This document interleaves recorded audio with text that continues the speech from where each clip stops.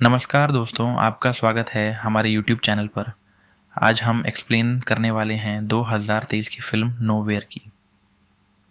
तो कहानी के शुरू में हम एक गाड़ी को देखते हैं जिसमें रेडियो पर बताया जा रहा था कि गवर्नमेंट के पास रिसोर्स जराए बहुत कम है, यानी कि शहर में खाने पीने की किल्लत बढ़ गई थी।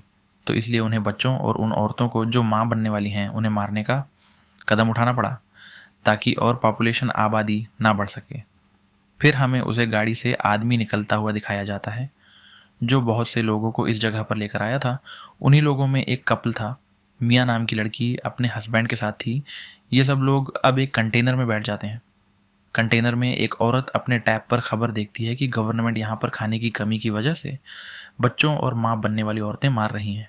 ये सब देखने के बाद मियाँ बहुत उदास हो जाती हैं, क्योंकि वो भी माँ बनने वाली थी।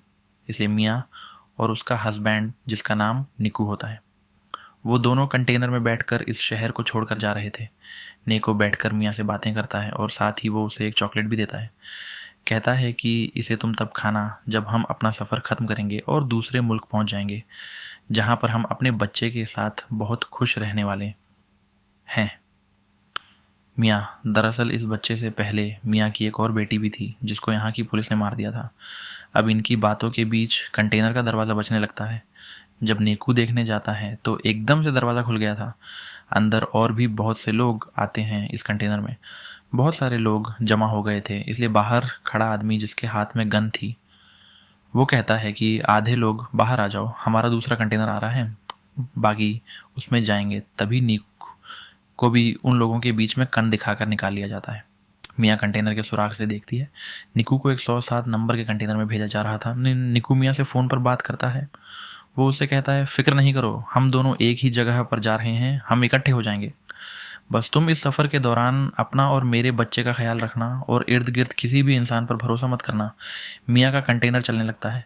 रास्ते में वो देखती है गवर्नमेंट की पुलिस बाहर औरतों को जमा करके, जो ख़ास तौर पर माँ बनने वाली है, उन्हें मार रही होती है।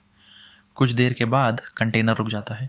मियाँ सुराख से देखती हैं कुछ ऑफिसर्स ने कंटेनर को तलाशी के लिए रोक लिया था। अब कंटेनर को खोलकर जब चेक किया जाता है तो वो उन्हें पूरा खाली मिलता है। दरअसल इस कंटेनर के अंदर छुपने की खुफिया जगह थी। सभी लोग उधर छुप गए थे। ऑफिसर जब गोली चलाता है तो उसे भी पता चल गया था कि अंदर खाली बहुत सी जगह है। अब पुलिस वाला ऑफिसर सबसे कहता है, देखो खुद ही सब लोग बाहर आ जाओ, वरना तुम्हें ऐसे ही मार दिया जाएगा। ये सुनकर मियाँ उस कंटेनर के अंदर रखे डब्बों के ऊपर चढ़ गई थी। तभी वहाँ पर एक लड़की भी जान बचाने की खातिर दरवाज़ा खोल देती है।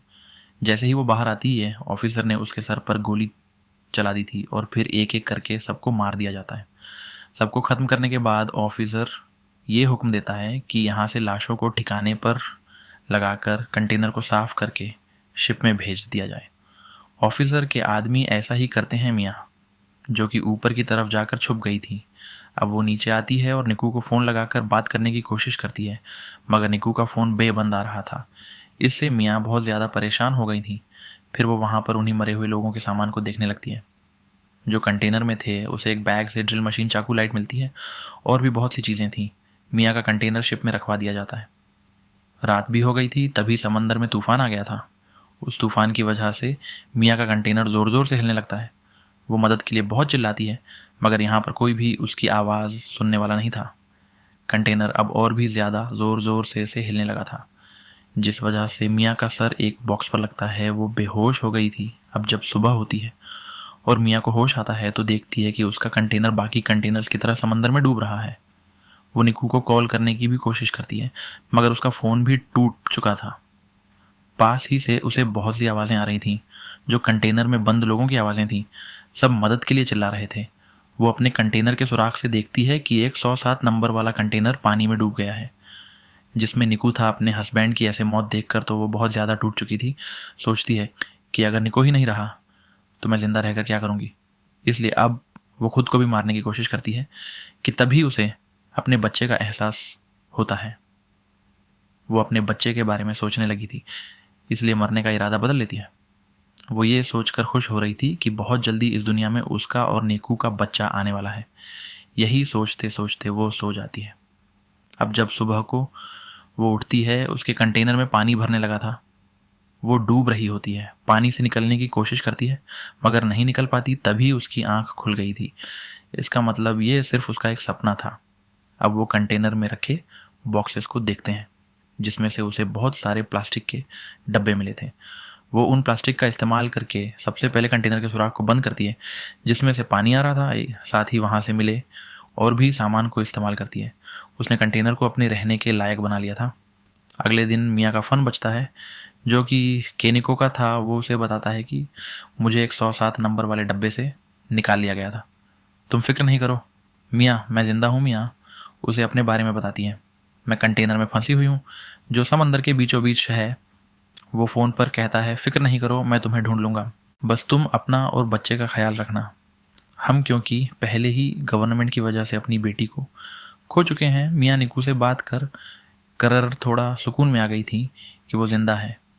अब वो कंटेनर में लोगों का बचा हुआ खाना तलाश करती है और उसे बहुत ही संभाल कर इस्तेमाल कर रही थी। एक रात फिर से समंदर में तूफान आ जाता है। मियाँ बहुत ज़्यादा घबरा गई थी।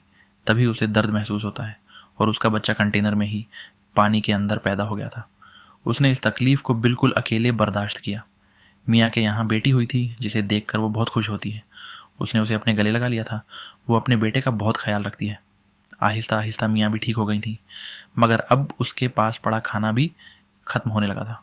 वो सोच है कि आखिर कब तक वो ऐसे ही इस कंटेनर में बंद रहेगी। तभी उसे अपने सामने पड़ी ड्रिल मशीन नज़र आती है। ये उस मशीन को लेकर कंटेनर के ऊपर रास्ता बनाने की कोशिश करती है। तभी इसकी बेटी भी रोने लगी थी। ये नीचे आती है और अपनी बेटी को चाप संभालती है। अगले दिन फिर से ये रास्ता बनाने का काम करती है, मगर अब ड्रिल मशीन भी बंद हो गई थी। मियाँ ने गुस्से में उस मशीन को फेंक दिया था। तब इसे चाकू नज़र आता है। ये अब उस चाकू का इस्तेमाल करती है, मगर चाकू भी टूट गया था। मियाँ देखते हैं कि उसके के पास अपना पीने के लिए पानी बचा था और ना खाने के लिए खाना। उसकी हालत बहुत ज़्यादा ख़राब थी। वो बेहोश हो जाती है। उसे अपनी बेहोशी की हालत में अपनी बेटी नज़र आती है जिसको गवर्नमेंट ने मार दिया था। उसे अपने पास निकू भी महसूस होता है जो उससे बस यही कह रहा था, मियाँ इसमें तुम्हारी कोई गलती नहीं है। तुमने हर कोशिश की कि तभी मियाँ के मुंह पर बारिश का पानी गिरता है। उसे होश आ गया था। वो अब एक कपड़े को फंसाकर कंटेनर के उस हिस्से को खींचती है जिसमें उसने सुराख किए थे। मियाँ की मेहनत रंग ले आई थी। रास्ता खुल जाता है। वो पहले तो डब्बों में पीने के पानी को जमा करती है। फिर जब वो बाहर आती है तो देखती है उसका कंटेनर समंदर के बीचों बीच था, जहाँ पर दूर दूर तक उसे कोई भी नज़र नहीं आता। वो अब अपनी बेटी को लाकर आसमान और समुद्र दिखाती है। कहती है, हम यहाँ से ज़रूर निकलेंगे। तभी उसे समंदर में मछलियाँ नज़र आती हैं। मियाँ को ये देखकर एक आइडिया आता है। वो मछलियाँ पकड़ने वाला एक कांटा बनाती है जिससे वो मछलियाँ पकड़ने की कोशिश कर रही थी, मगर उसे एक भी मछली नहीं पकड़ी जाती। वो बहुत थक चुकी थी और ऊपर ही लेट जाती है। तभी उसे आसमान पर प्लेन नज़र आता है। अब मियाँ जल्दी से कंटेनर के अंदर जाकर शीशे का टुकड़ा लाती है ताकि वो उसके रिफ्लेक्शन एक्स से प्लेन को अपनी तरफ बुला सके, मगर जल्दी जल्दी में उसकी टांग पर चोट लग गई थी। लेकिन फिर भी वो हिम्मत नहीं हारती और शीशे के टुकड़े को लाकर प्लेन पर उसका अक्स करती है, मगर वो प्लेन जा चुका था। वो मायूस होकर नीचे आ जाती है और अपने जख्म को सीकर उस पर पट्टी बांध लेती है। साथ ही उसे अपने पास बहुत सारे ईयरफोन्स पड़े हुए मिलते हैं। अब वो सारी रात जागकर ईयरफोन की तारों का इस्तेमाल करके जाली बनाती है। अगली सुबह वो उस जाली से मछलियाँ पकड़कर अपना पेट भरती है। वो कई दिन तक ऐसे ही मछलियाँ पकड़ती और अपना पेट भरती। उसने अपने पास पड़े डब्बों में भी मछलियाँ पकड़ कर रख ली थी। वो रोज़ाना अपना नंबर लिखकर प्लास्टिक के डब्बों में बंद करके बहा दिया करती थी ताकि कोई तो उसकी मदद के लिए आए। एक रात उसे निकू का फ़ोन आता है जो कहता है, मियाँ मुझे माफ़ कर दो, मैं तुम्हें बचाने नहीं आ सका। हमारे कंटेनर को पुलिस ने पकड़ लिया है, मुझे गोली लगी है। मियाँ कहती हैं, निकू हमारी बेटी हुई है जो बिल्कुल तुम्हारे जैसी है। वो उसे अपनी बेटी की आवाज़ भी सुन पाए कि तभी उसका फ़ोन बंद हो गया था। मियाँ बहुत रोती हैं और कंटेनर के ऊपर ही सो गई थी। ऐसे ही उसे कंटेनर में रहते 32 दिन गुजर जाते हैं। कंटेनर में जितना भी सामान था सब मियाँ ने इस्तेमाल कर लिया था, जो जो उसके काम आ सकता था। अब वो कंटेनर के ऊपर डब्बों का इस्तेमाल करके एक छोटी सी कश्ती बनाती है जिसमें उसने अपनी बेटी को लिटा दिया था और मछलियाँ जमा करती हैं कि तभी उसे एक परिंदा नज़र आता है जिसे देखकर वो सोचती है कि आसपास ज़रूर कहीं खुशकी होगी। थोड़ी देर में रात भी हो जाती है। मियाँ के कंटेनर में पानी भरने लगा था। उसकी बेटी की तस्वीर कंटेनर में गिर गई थी। मियाँ जब उसे लेने जाती है तो उसका पाँव रस्सी में फंस गया था। तभी ऊपर से उसकी बेटी की छोटी कश्ती पानी में बह गई थी। मियाँ किसी तरह अपने पाँव को जैसे तैसे छुड़वा कर बाहर आती है, मगर अब उसे अपनी बेटी कहीं पर नज़र नहीं आती। वो पागलों की तरह उसे यहाँ वहाँ ढूंढ रही थी, मगर वो उसे कहीं पर भी नहीं मिलती। दूसरी तरफ मियाँ की बेटी के पास एक बहुत बड़ी व्हेल मछली आती है जो उस पर पानी गिराती है। तो मियाँ की बेटी रोने लगी थी। मियाँ अब उसकी आवाज़ सुनकर तैरकर उसके पास पहुंचती है और अपनी बेटी से कहती है, मैं सिर्फ तुम्हारी वजह से ज़िंदा हूँ, असल में तो तुमने मुझे बचाया है। इतना कहकर मियाँ उसी कश्ती का सहारा लेकर सो जाती हैं। जब सुबह होती है और मियाँ की आंख खुलती है तो वो डब्बा खोलकर एक मछली खाती है जो उसने कश्ती के साथ डब्बे बांधे हुए थे। मियाँ अपनी बेटी को देखकर कहती हैं, हमने वो सब किया जो हम कर सकते थे, असल में तुमने मेरी जान बचाई है। तभी मियाँ आसमान पर कुछ परिंदे देखती हैं। वो उनके लिए मछलियाँ फेंकते हैं। उसके इर्द गिर्द बहुत सारे परिंदे जमा हो गए थे। तभी दूर से बोट कश्ती में एक लड़की की नज़र उन परिंदों पर पड़ी थी। वो अपनी डैड को अपनी बोट वहाँ पर ले जाने का कहती है। जब ये उधर आते हैं तो इन्हें मियाँ की बेटी मिलती है। वो लड़की उस कश्ती को देखकर सोचती है कि आखिर इतना प्यारा बच्चा वो भी पानी में किसी ने कैसे छोड़ दिया। तभी उन्हें मियाँ की बेटी की कश्ती के साथ एक रस्सी बंधी हुई नजर आती है। जब वो उस रस्सी को खींचते हैं जिसमें से मियाँ बाहर आती हैं, उसने दरअसल उस रस्सी को अपने बाजू से बांध लिया था। वो मियाँ को ऊपर खींचते हैं। लड़की उसे बचाने की कोशिश करती है क्योंकि मियाँ बेहोश हो चुकी थी। वो लड़की मियाँ को किसी तरह होश में लाने की कोशिश करती है, मगर मियाँ का सांस पानी में रहने की वजह से बंद हो गया था। जब मियाँ अपनी बेटी की रोने की आवाज़ को सुनती है तो उसे होश आ गया था। वो उनसे पूछती है कि मेरी बेटी कहाँ पर है। वो लड़की मियाँ की गोद में उसकी बेटी देती है। बोट में लड़की के डैड मेडिकल मदद बुला रहे थे। मियाँ सबको देखकर बहुत खुश थी कि उसकी और उसकी बच्ची की जान को इन लोगों ने बचा लिया। वो अपनी नई ज़िंदगी के बारे में सोचकर रोने लगती है। मियाँ ने बहुत सी मुसीबतों का सामना किया था। आखिरकार उसने अपनी और अपनी बेटी की जान को बचा लिया।